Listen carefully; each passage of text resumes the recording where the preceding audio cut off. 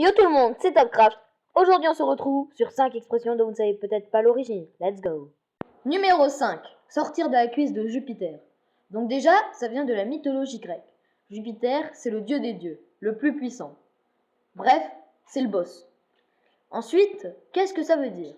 Donc, sortir de la cuisse de Jupiter veut dire que c'est se prendre pour quelqu'un de remarquable, d'exceptionnel, se la péter quoi. Donc, l'origine, donc Dionysos est d'une aventure extra-conjugale de Jupiter avec Sémélé. Donc, qui est Dionysos? Dionysos, c'est le dieu de la vigne, fils de, comme je vous l'ai dit, Jupiter et Sémélé. Sémélé, elle, est une mortelle. Donc, la troisième femme de Jupiter, Héra, qui était aussi sa sœur, horriblement jalouse de constater la grossesse de Sémélé, lui prétendit que Jupiter n'était en réalité qu'un horrible monstre.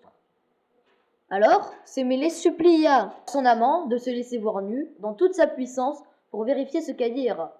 Mais Sémélé, qui n'était qu'une pauvre mortelle, ne supporta pas la vue des éclairs entourant son amant et se mit à brûler comme une petite torche.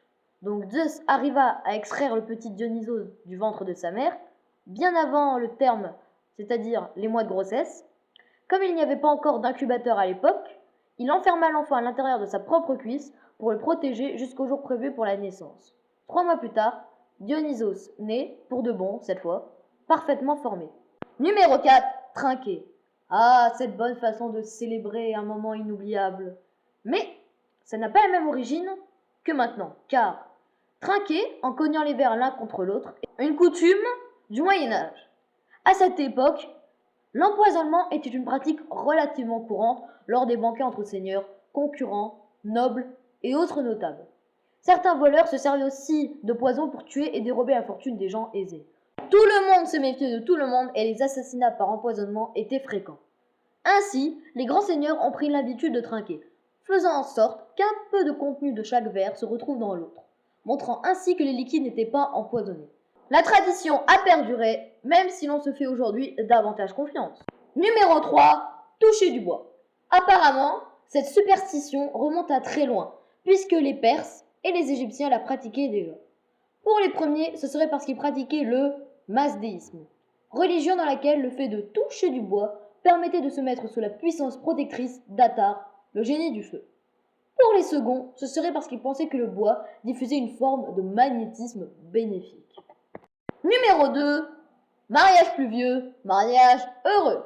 Alors, cette expression, je pense que vous l'avez très souvent entendue, mais est-ce que vous saviez ce que ça voulait dire? Donc, l'expression mariage pluvieux, mariage heureux, s'écrirait en fait mariage pluvieux, P-L-U-S-V-I-E-U-X, alors que ça s'écrit P-L-U-V-I-E-U-X, qui n'a rien à voir avec la météo, mais plutôt le fait que se marier après avoir eu une expérience de la vie serait signe de solidité et de bonheur futur pour un couple. Numéro 1. Avoir les dents du bonheur. Vous savez, ce petit espace entre les incisives supérieures porterait chance et bonheur à leurs heureux propriétaires? Mais pourquoi donc? L'histoire raconte que cette expression tire son origine du temps de Napoléon. Lorsque l'armée napoléonienne recrutait, il était impératif que les soldats aient des incisives en parfait état, car ils devaient ouvrir leur poudrière avec les dents afin de recharger leur fusil qu'ils devaient tenir à 2 mains.